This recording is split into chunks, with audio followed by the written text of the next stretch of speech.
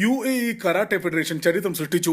Karate കത്ത അഭ്യാസത്തിൽ 25 രാജ്യങ്ങളിൽ നിന്ന് 6000-ലധികം അഭ്യാസികളെ പങ്കെടുപ്പിച്ചുകൊണ്ട് Dubai police officers club football സ്റ്റേഡിയത്തിൽ നടന്ന കരാട്ടെ പ്രകടനത്തിലാണ് പുതിയ ചരിത്രം സൃഷ്ടിച്ചത്. കുട്ടികളും മുതിർന്നവരുമായ അഭ്യാസികളുടെ പ്രകടനം നവ്യ അനുഭവമാണ് കാണികളിൽ സമ്മാനിച്ചത്.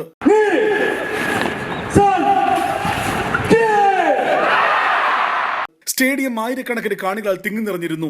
UAE കരാട്ടെ അംഗങ്ങളായ പെൺകുട്ടികളുടെ അഭ്യാസ പ്രകടനവും UAE ടീമിന്റെ കാത്ത പ്രകടനവും വലിയ പ്രചോദനമാണ് ഉണ്ടാക്കിയത്.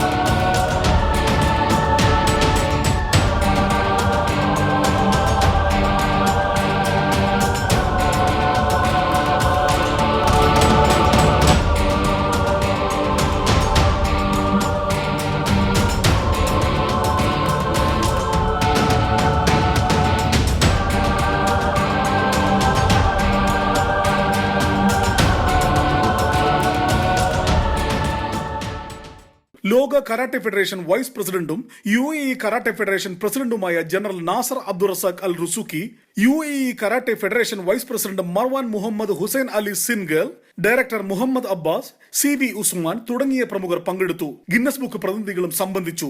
Big 14 middle east, Dubai.